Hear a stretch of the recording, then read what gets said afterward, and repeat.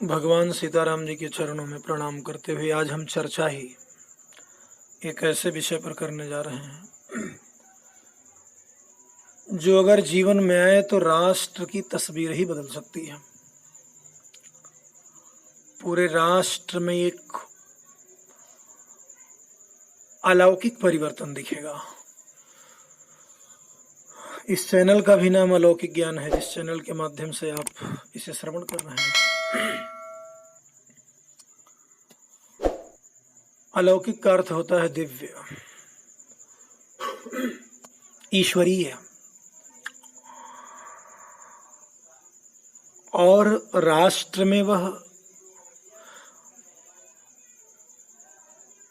दिव्य परिवर्तन देखने के लिए हमें कुछ सूत्र का पालन करना होगा, जो रामचरितमानस के माध्यम से आपके सामने प्रस्तुत है।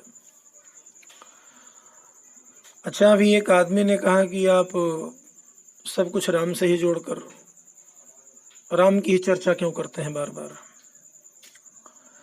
हमने उनसे पूछा तो फिर अगर आप रावण को ज़्यादा पसंद करते हो तो कुछ स्पेशल आपके लिए रावण का बनाया जाए। लेकिन मेरे कहने का मतलब है, ये अपने मन की मान्यता है।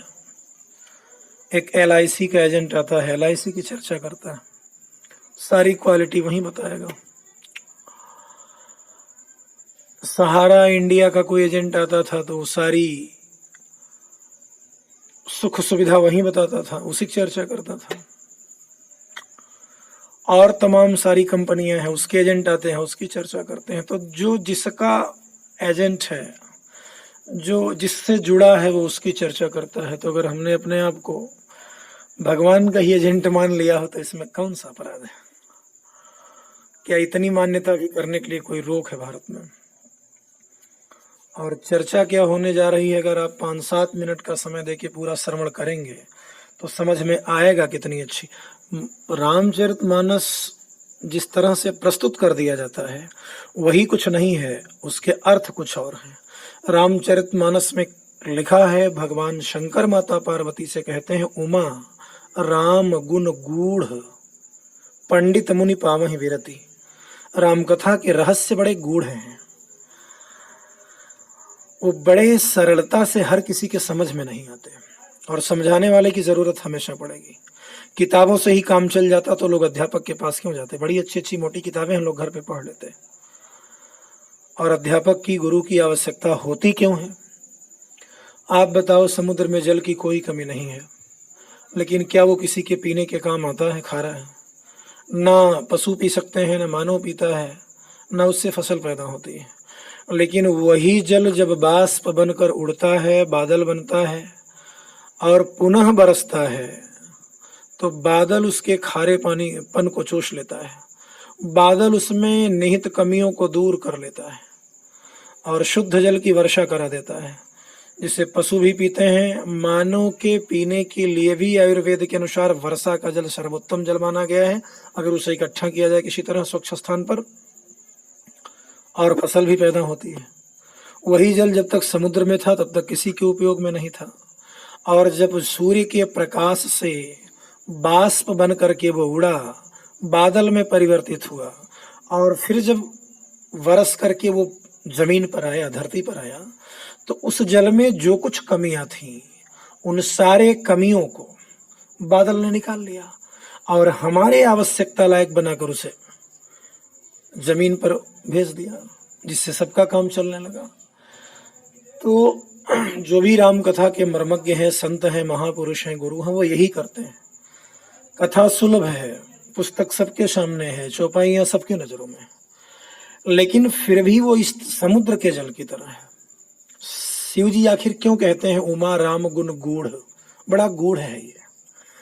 तो वो इसमें से जो जटिलता है, इसमें जो कुछ गूढ़ तत्व है, या जो कुछ इस तरह का है जो सर्वसाधारण के समझ से थोड़ा परे है, वो उसे सुगम कर देते हैं।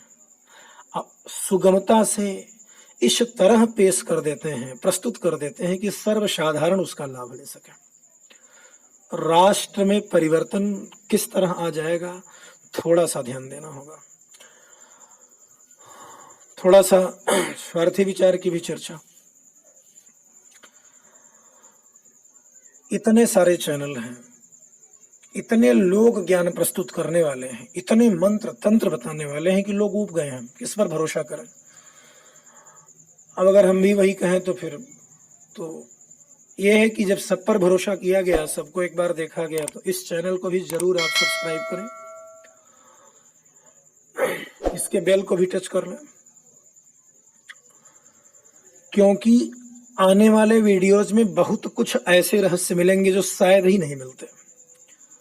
उद्देश्य मेरा, जहाँ तक मेरा अपना अनुभव है, जहाँ तक मैंने संत महात्माओं से इधर जा करके कथा सुनी है, जहाँ तक ईश्वर की कृपा से मेरी समझ में आता है, मैं वो आपको बताना चाहता हूँ, और खोल कर कुछ उसमें छिपा करके नहीं।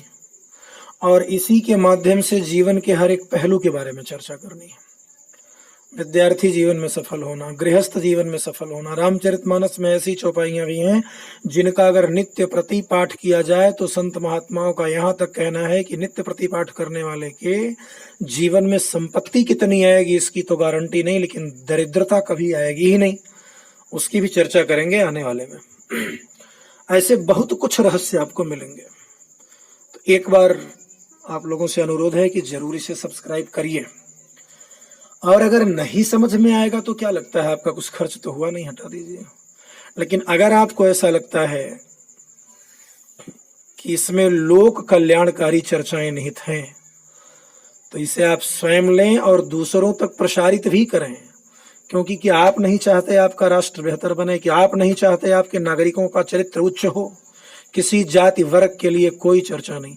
चलिए किसी कारण बस मान लिया लोग अलग अलग जाति धर्मों से हैं, इन चौपाइयों को नहीं पढ़ सकते, उन शिक्षाओं को तो मान सकते हैं। मान लिया रामायण में कहा गया कि माता का आदर करना चाहिए, कौन नहीं मानेगा इसे, सभी धर्म ग्रंथों में तो कहा गया, तो उन शिक्षाओं से किसका नुकसान है। रामायण में चर्चा कर दिया जाए कि जल जीवन है, तो कौन कहेगा नहीं जल जीवन नहीं है। तो शिक्षाएं कहीं से मिले, नहीं ज्ञानेन सदृशम पवित्रमहि विद्यते तत् स्वयं योग संसिद्ध कालेन आत्मनि विन्दति। ज्ञान जैसा पवित्र करने वाला कोई वस्तु नहीं होता। भगवान श्री कृष्ण कहते हैं ज्ञान कहीं से मिले, आदर से उसे लेना चाहिए। और तो तमाम जगह रोक लगा दिया गया, यहाँ नहीं जाना चाहिए, उनका नहीं सुनना चाहिए, लेकिन यहाँ श्री कृष्ण ऐसा नहीं कहते। ज्ञान कहीं से मिल रहा हो, ज्ञान की कोई जाति धर्म नहीं होती, वो तो सबके लिए मंगल होगा। आप बताओ, चलिए हम मान लिया सनातन धर्मी है, बुखार से परेशान है, तो क्या मुस्लिम डॉक्टर हमको दवा देगा तो हमें काम नहीं करेगा? वहां तो हमारा उसका यही रिश्ता है कि वो चिकित्सक है और मैं पेशेंट हूं, मरीज हूं, यही काफी है। तो ज्ञान कहीं से मिले उसे ग्रहण करना चाहिए।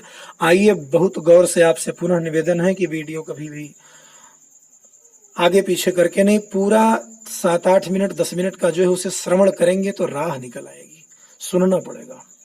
हनुमान जी लंका में प्रवेश करते हैं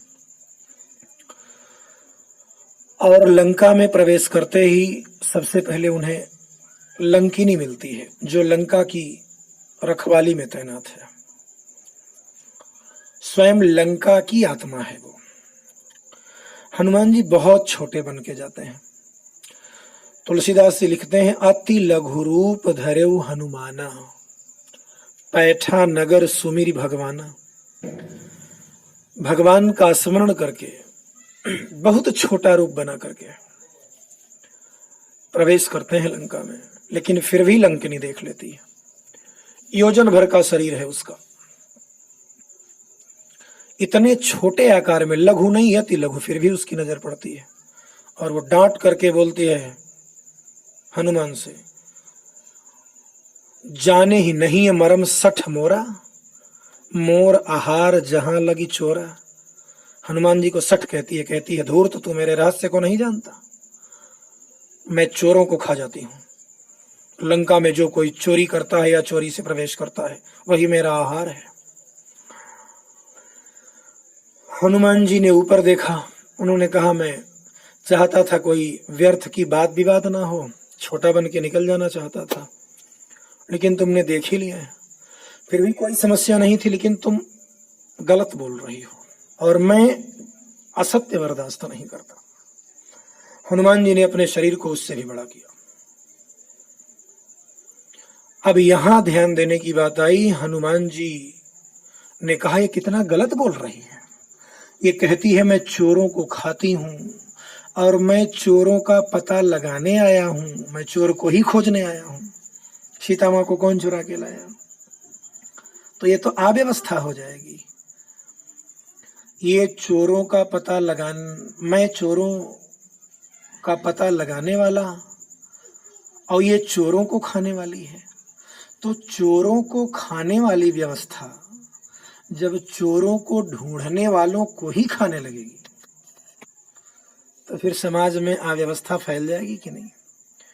जब न्यायपालिका न्याय के कार्यों में सहयोग करने वालों को ही दंड देने लगेगी तो व्यवस्था बिगड़ जाएगी।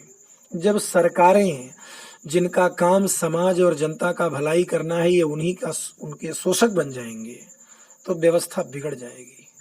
जब अध्यापक अपने अध्यापन कार्य को भूल करके सिर्फ उस विद्यार्थी से धन ऐंठने के ही उपाय करने लगेगा, व्यवस्था बिगड़ जाएगी। रखवाली करने वाला ही जब चोरी करने लगेगा,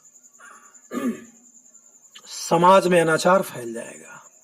तो ये तो झूठ बोल रही है, ये चोरों को खाती है और मैं चोर का पता लगाने वाला और मुझे को ही खाने जा रही है, तब तो व्यवस्था ही गड़बड़ हो जाएगी। तो हनुमान जी ने विशाल रूप किया और गोस्वामी जी ने लिखा है मुठिका एक महाकपि हनी रुधिर बमत धरनी ढनमनी। एक मुक्के का प्रहार किया और खून की उल्टी करती हुई जमीन पे पड़ गई। सोचना यह है कि हनुमान जी के हाथ में गदा था, प्रहार मुष्टिका से क्यों किया? गदा लिए हैं लेकिन प्रहार मुष्टिका से क्यों कर दिया? अर्थात इस कार्य के द्वारा इस संपूर्ण समाज को, मानव जाति को, सभी राष्ट्रों को, देश विदेशों को हनुमान जी ने एक संदेश दिया। महापुरुषों का कार्य सिर्फ कार्य संपन्न करना नहीं होता, उस काम के द्वारा, उस काम के माध्यम से लोगों को शिक्षा भी देना होता है। हनुमान जी ने मुष्टिका प्रहार किया। मुष्टिका कैसे बनती है? हाथ में हमारे 5 अंगुलियां हैं, एक एक हाथ में 5-5 अंगुलियां। जब भी आप मुष्टिका बनाएंगे, मुट्ठी बांधेंगे, तो 5 अंगुलियां एक दूसरे से मिलेंगी तब मुष्टिका बनेगी। सभी अंगुलियां अलग अलग हैं एक दूसरे से, अंगुष्ठा तो काफी दूर है, लेकिन जब मुट्ठी बांधनी होती है तो देखिए किस तरह सारी अंगुलियां एकजुट होती हैं। अर्थात हनुमान जी ने संदेश दिया कि जब सरकारें जनता, समाज और राष्ट्र का हित करने लगे, उन्हें जो करना चाहिए उस लीक से हटकर कार्य करने लगे, तो समाज के हर वर्ग को, हर तबके को, हर जाति धर्म के लोगों को एक हो जाना चाहिए मुट्ठी की तरह। हिंदू, मुस्लिम, सिख, ईसाई 4 हैं यहाँ। 5वें नंबर पर तारिक फतह जैसे उन लोगों को ले लीजिए जो बाहर रहते हुए भी भारत का हित चाहते हैं। ऐसे सभी लोगों को एक होकर के सरकार पर प्रेशर, दबाव बना देना चाहिए और सरकार को बता देना चाहिए कि अगर हम सरकार को बनाना जानते हैं तो सरकार को हटाना भी जानते हैं। लेकिन सावधान रहिए, हनुमान जी ने जान से लंकिनी को नहीं मारा, केवल प्रहार किया, खून की उल्टी करती हुई लेटी और पुनः संभल कर खड़ी होती है। अर्थात सरकार को इस तरह भी नहीं उखाड़ के फेंक देना कि फिर उसे आने ही नहीं देना है, नहीं, सरकार पर दबाव बना देना है। सरकार को यह समझा देना है कि आप वहां जिस लिए बैठाए गए हैं आपको वही करना है। आप वहां इसलिए नहीं बैठाए गए कि हम लोगों में जो आपसी बंटवारा हो चुका है जाति धर्म के नाम पर उसे और बढ़ा दें, नहीं, अब किसी तरह से हमको एक करें जिससे इस भारत का संपूर्ण विकास निश्चित हो। भारत सबका है, सब मिलजुल करके एक होकर के कार्य करेंगे तभी देश का उन्नति होगा। केवल बोल देने से यूनिटी इज स्ट्रेंथ संभव नहीं है कुछ। संस्कृत कहता है संघे शक्ति कलयुगे, कलयुग में संघ में ही शक्ति नहीं थी। आप अकेले कुछ नहीं कर सकते, लेकिन एक यूनियन बनाएंगे, एक संघ बनाएंगे। हो सकता है इसी माध्यम से हम लोगों का ही एक संघ बने, एक यूनिटी लोगों में आए, विचारों के माध्यम से लोग जुड़े। तो इस तरह से जब एकता समाज में आएगी, आपसी भेदभाव को भूलकर हर तरह के मन के दुर्भावनाओं को मिटाकर हम लोग एक होकर के जब काम करेंगे तो भारत फिर से विश्व गुरु बनेगा और भारत का यह झंडा दुनिया में पुनः बुलंद होगा। आपस में अगर कुछ समस्या है तो उसे घर में निपटाएं। बाहर के लिए ऐसा कुछ नहीं होना चाहिए। बाहर के लिए सबको एक होना चाहिए। सरकार कुछ काम राष्ट्र हित में कर रही है तो हम अपने आपसी स्वार्थ को भूल करके उसका पूरा सहयोग करें। ये सबको जानना है। राष्ट्र सुरक्षित है तो हम सुरक्षित हैं। आप बताइए, बॉर्डर पर अगर हमारे सैनिक ना खड़े हों तो क्या जो चैन से हम यहाँ सो लेते हैं संभव है? तो जिनके नाते सो लेते हैं कम से कम कभी उन्हें याद कर लेने में क्या बुराई है? उनके पक्ष में खड़ा होने में क्या बुराई है? और उसके लिए सबको एक होना पड़ेगा। हनुमान जी की कथा हमें यही सिखाती है कि जब भी सरकारें उच्च श्रृंखल हों, जब भी सरकारें अपने मार्ग से हटें, तो समाज को इस मुट्ठी की तरह एक हो जाना है। आपसी भेदभाव को मिटा देना है और सरकार को बता देना है कि आप हमें समझो, हम एक हैं, हमें बनाना आता है, बिगाड़ना आता है। फिर वो अपने आप वही करेंगे जो हम आप चाहते हैं और देश बड़ी सुगमता से विकास के पथ पर अग्रसर होगा। आगे कुछ बहुत विशेष तरह की चर्चाएं जीवन को सफलता के मार्ग पर ले जाने वाली और दुनिया के सारे सुख आपके पास लाने वाली रामचरितमानस में, जो मैं लेकर के अगले वीडियो में पुनः आपसे मिलूंगा। तब तक के लिए धन्यवाद।